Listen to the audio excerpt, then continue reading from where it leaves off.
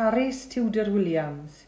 Fi'n cael blas ar beth o arlwy Theatr y Maes yn Eisteddfod Genedlaethol Ceredigion 2022. Yn 2020, oherwydd y pandemig, roedd cyflwr y celfyddydau yng Nghymru yn peri i ni ofyn nifer o gwestiynau ynglŷn â'i dyfodol. Roedd hi'n gyfnod llwm ac ansicr pryd hynny a bu raid i gwmnïau ac actorion arbrofi a darganfod ffurfiau newydd mwyn cynnal eu hunain ac ennill eu baramenin. Braf felly yn Eisteddfod Genedlaethol Ceredigion yn Regaron eleni oedd gweld gymaint o gwmnïau ac actorion unigol wedi dychwelyd i berfformio yn yr ŵyl. Hyfryd oedd cael croesawu'r cwmnïau sefydliedig yn ôl, yn ogystal ag actorion ifanc a ddaeth i'r maes yn llawn brwdfrydedd i gyflwyno gwaith y ddyfeisiwyd ganddynt ac a welodd olau dydd cyntaf yn ystod cyfnod tywyll y pandemig. Pabell debyg i babell syrcas oedd gofod y theatr eleni, ac ar y cyfan roedd yn leoliad addas i'r rhan fwyaf o berfformiadau, braidd yn boeth a diawyr ar adegau. Amhosib wrth gwrs fydd manylu ar bob un cynhyrchiad perfformiad a welaid yno yn ystod yr wythnos, ond hoffwn dynnu eich sylw at rai ohonynt. Un o'r perfformiadau a roddodd wefr arbennig i mi ar ddechrau'r wythnos oedd Gwlad yr Asyn. Dyma gynhyrchiad ar y cyd gan Cwmni Theatr Cymru ac Os Nad Nawr, a hynny mewn cydweithrediad ag Eisteddfod Cenedlaethol Cymru.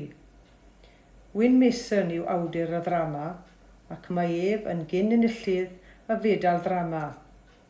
Steffan Donnelly oedd y cyfarwyddwr, ac ef bellach yw cyfarwyddwr artistig y Theatr Genedlaethol. Un actor, sef Gwenllian Higginson, oedd yn perfformio yn y ddrama, bod dau offerynwr yn bresennol ar y llwyfan a'i perfformiad hwythau yn cyfrannu ac yn ychwanegu at naws y cynhyrchiad. Cafwyd perfformiad gwreiddiol gan Gwenllian yn chwarae rhan Ari'r Asyn. Fe hoeliodd ein sylw trwy gydol y perfformiad a llwyddodd i'n tywys i ddrigolion bywyd asyn mewn byd sy'n cael ei ddomenyddu gan fodau dynol hunanol a chil ei gweledigaeth. Un o'r cwmnïau ffyddlonaf i Theatr y Maes yn flynyddol yw Cwmni Arad Goch. Eleni Twmsiwn Cati, lleidir Penffordd, oedd testun y cynhyrchiad. Fel y gallwch ddychmygu, roedd y theatr yn lawn o blant o bob oed, yn mwynhau gweld a chlywed a menturiaethau un o gymeriadau mwyaf lliwgar yr ardal. Pa ffordd well i ddysgu plant am ei hanes tra drwy defnyddio theatr i ddod â'r cyfan yn fyw a chofiadwy o flaen ei llygaid. Treiliais orig hyfryd yn ystod prynhawn Sul yr Eisteddfod yn gwylio a gwrando ar Sian James, y gantores werin, yn cyd-berfformio gydag aelodau o Baled Cymru. Dyma berfformiad hynod celfydd, trefniadau cerddorol hyfryd, llais hudolus Sian a symudiadau gosgeddig y dawnswyr yn creu campwaith i foddhau'r glist a'r llygaid. Roedd yr holl berfformiad yn llawn angerdd a'r briodas rhwng y ddwy elfen yn berffaith.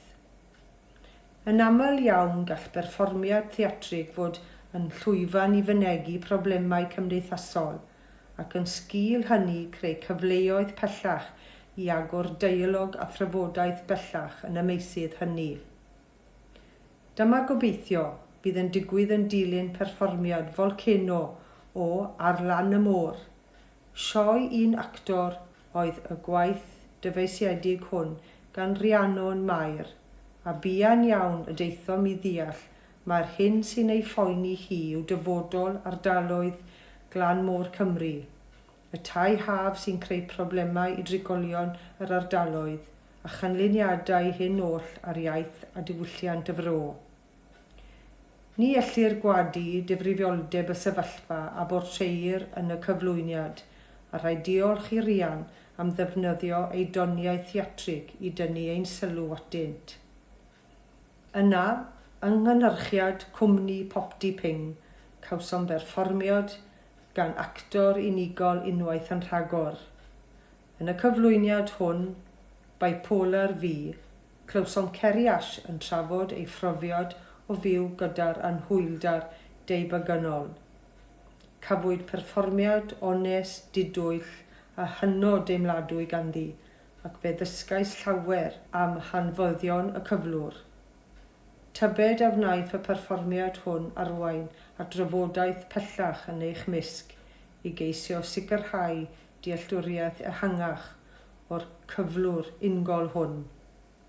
Cyn cloi, mae'n rhaid i mi dalu teyrnged i gwmni'r Gwter Fawr a chwmni Licorice All Sorts am ei perfformiadau yng ngystadleuaeth actio drama fer. Dyma ddau gwmni sy'n cystadlu'n flynyddol yn yr Eisteddfod ac yn llwyddo i ddenu cynulleidfaoedd niferus i'w perfformiadau ar bob achlysur. Diolch iddyn nhw am eu teyrngarwch. Wrth sôn am deyrngarwch, credaf ei bod yn ddyletswydd arnom ni oll i gefnogi gweithgareddau celfyddydol Cymraeg yn y flwyddyn sydd i ddod. Yn arbennig felly pan ystyriwn fod yr esgid ariannol yn gwasgu yn dynach nag erioed.